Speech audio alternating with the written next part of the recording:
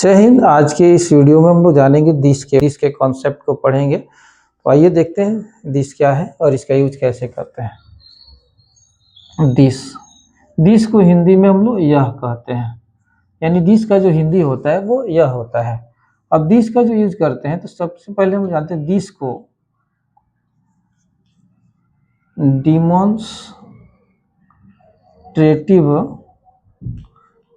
Demonstrative adjective कहते हैं।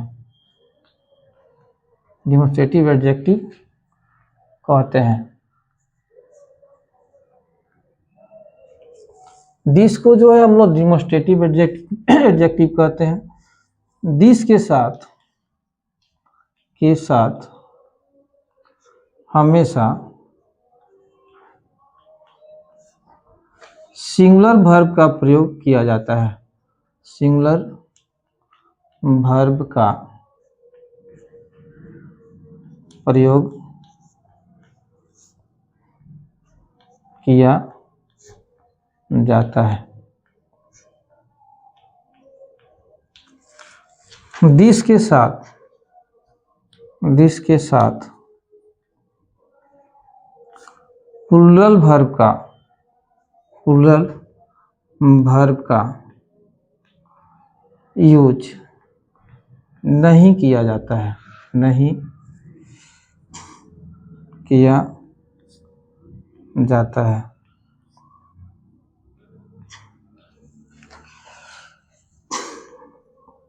This जो है, दिस नियर को इंडिकेट करता है। नियर को इंडिकेट करता है, यानी सबसे पहले हम लोग जानते हैं कि दिस को कहते क्या है। तो दिस को डिमॉन्स्ट्रेटिव एडजेक्टिव कहते हैं। दिस के साथ हमेशा सिंगुलर वर्ब का यूज होता है और दिस के साथ प्लूरल वर्ब का यूज नहीं किया जाता है, जबकि दिस जो है वो नियर को इंडिकेट करता है। अब हम लोग जानते हैं कि दिस का यूज कैसे करेंगे। तो सबसे पहले हम लोग जानते हैं कि दिस के साथ, यानी this plus is plus the way two plus V1 plus other word plus full stop. अब इसमें जो है इसका सेंस जो निकलेगा वो होगा का तरीका है। का तरीका है। तो आइए इससे हम लोग कुछ एग्जाम्पल देखते हैं। जैसे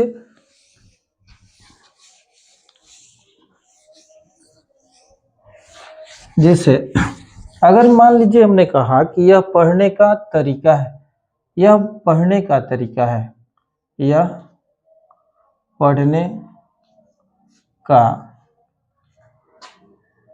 तरीका। अब यहाँ से एग्जाम्पल समझते हैं। जैसे यह पढ़ने का तरीका है, तो सबसे पहले जो है हम स्ट्रक्चर से लिखेंगे this is the way to, यानी this is the way to का अर्थ हो जाएगा यह का तरीका है। अब यहाँ वर्ब बच जा रहा है, तो वर्ब को हम लिख देंगे। जैसे पढ़ने है तो क्या हो जाएगा रीड, यानी this is the way to read का मतलब हो जाएगा यह पढ़ने का तरीका है। अगर इसी चीज को अगर नेगेटिव सेंस में हम कहेंगे कि यह पढ़ने का तरीका नहीं है, तो क्या हो जाएगा this is not the way to read, यानी इसका मतलब हो जाएगा कि यह पढ़ने का तरीका नहीं है। लेकिन इसी को इंट्रोगेटिव सेंस में अगर कहते हैं हम लोग, तो क्या हो जाएगा is this the way to read, यानी कहने का मतलब है कि क्या यह पढ़ने का तरीका है। लेकिन इसी को इंट्रोगेटिव एंड नेगेटिव सेंस में अगर कहते हैं तो हो जाएगा is this not the way to read, यानी क्या यह पढ़ने का तरीका नहीं है। इस तरह करके हम इससे बहुत से सेंटेंस बना सकते हैं। जैसे मान लीजिए हमने कहा कि यह लिखने का तरीका है, यानी this is the way to write, यह लिखने का तरीका नहीं है। This is not the way to write, क्या यह लिखने का तरीका है? तो is this the way to write. और क्या यह लिखने का तरीका नहीं है? तो is this not the way to write. ऐसे करके हम इससे बहुत से एग्जाम्पल बना सकते हैं। आइए अब नेक्स्ट यूज देखते हैं। इसका सेकेंड यूज है इसका।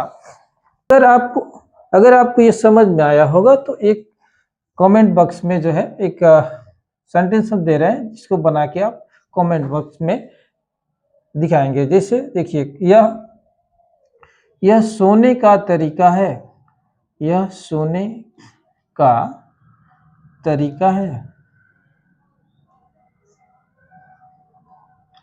इन्हें आप कमेंट बॉक्स में, अगर आपको ये समझ में आया होगा तो आप इन्हें कमेंट बॉक्स में बनाकर जरूर सेंड करने की कोशिश करेंगे।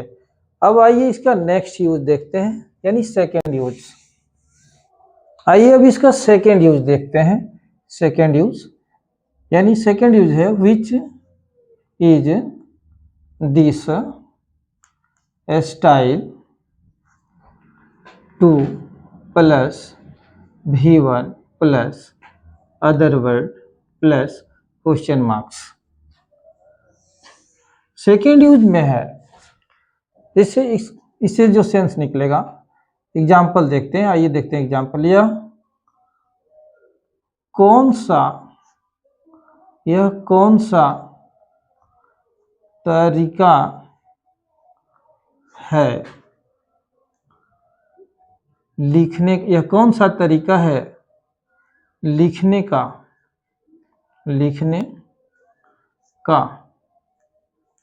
अब देखिए, इस तरह अगर हमें बोलना है कि यह कौन सा तरीका है लिखने का, तो इस सेंटेंस को हम जैसे ट्रांसलेट करेंगे। सबसे पहले लिखेंगे विच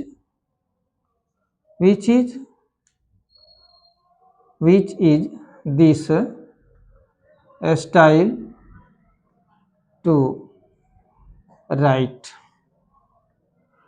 विच is this style to write, यह कौन सा तरीका है लिखने का। अगर आपको ये कहना है कि यह कौन सा तरीका है खेलने का, यह कौन सा तरीका है